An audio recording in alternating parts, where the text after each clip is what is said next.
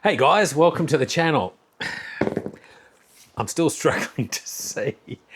I got my third Speedatron pack going for those who haven't seen the videos. Look at some of the earlier videos I've got. I've now got 14,400 watts of flash. And I just tried it standing in front of it.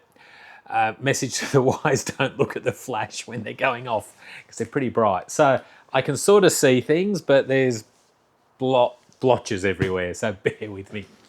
So, it's been a little while since I had a project.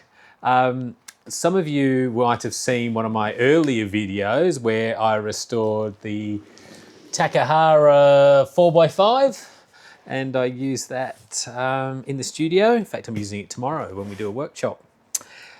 Having had one of those, I had my eye for a while on whether I could get an 8x10.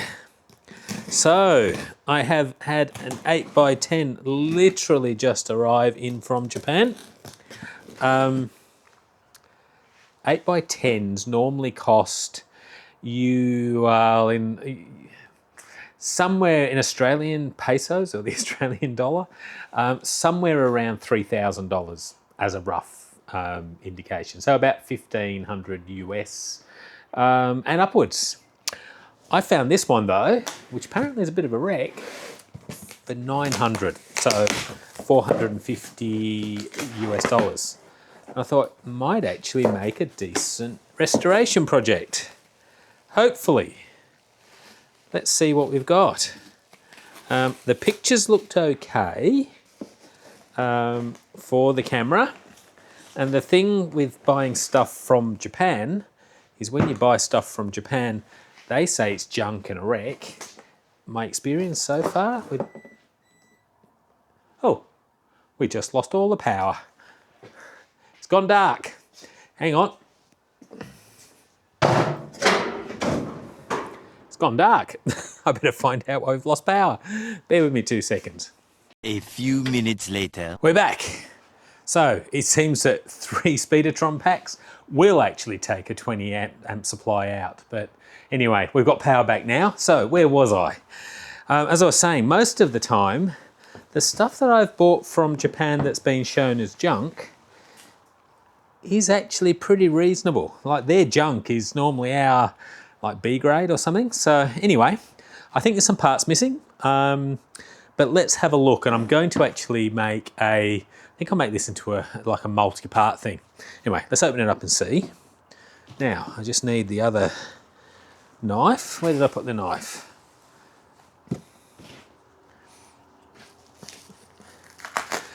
The pictures were a bit, showed it to be in rough shape. Oh, but it's actually not bad. Probably better than I thought. So, first impressions are okay. Oh, something's a bit bent at the back there. That's okay. Let's have a see.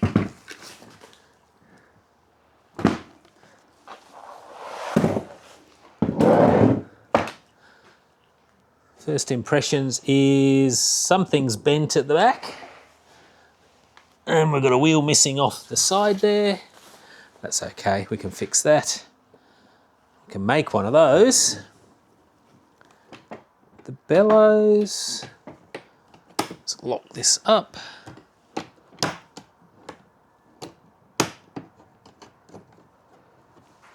Let's just lock the standards. We're missing a screw out of the front here. Got one this side, not on the other. That's okay, we can make one of those. We have a lathe over there, which I need to pull out.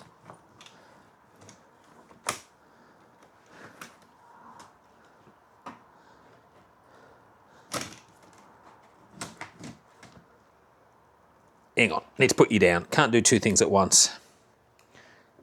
All right, let's take a look around it. So, front standard is not sitting properly for some reason.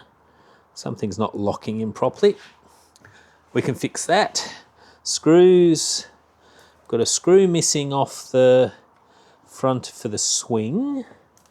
That's okay. It's a little bit, yeah, it's a bit locked up as well. It's not swinging properly, but it will go. I think it's just got, oh, it's got sticky tape holding it in the back. It's got some strange levels in there. We can probably pop those off. The bellows actually look okay, interestingly. But I've got ideas for bellows on this project, so I might change that. Timber work is not too bad, but I think a bit of a sand and a bit of a seal up again would probably be good. Leather needs a little bit of work. The chrome is not bad. I think it basically just needs a clean. The ground glass on the back isn't original, obviously, and it's a little bit small for in here. So I might pick up a new ground glass as well. Yeah. So as a project, I think this will be great. Easy, pretty easy to do, pretty easy clean up. Overall, all the bits are there bar, I think, 2 screws, a little bit of bent wire. And obviously I need some, need a wet plate holder for it as well. 3D printed wet plate holder. That's other part of the project as well. Okay, cool. All right, well, that's just a quick intro. I think what I'll do first is I'll just start to pull it all down and pull it down into pieces. So, yeah, stay with me and I'll see you. Well, actually, I might see you in the next part, or I might just add it onto this part. We'll see how we go. Anyway, talk to you soon. See ya. Future Scott here. I am going to break this up into a couple of parts, mainly because there's a fair bit to this video. Things like we repaint everything, strip everything down, polish everything, electroplate stuff, get on the lathe and make new stuff as well. So yeah, it sort of needs to be cut up. So hang in there, won't be long. I'll bring a part 2 out ASAP. In fact, I'm already editing as we go through and wait for things. So thanks for watching, and yeah, I'll see you on the next video. Cheers, guys. Oh, actually, if you haven't subscribed, liked and subscribed, please do that if you can. Like most of the people who watch these videos are not even subscribed. So if you want to see what's sort of part 2, you need to subscribe. Thanks, guys. See you in the next video.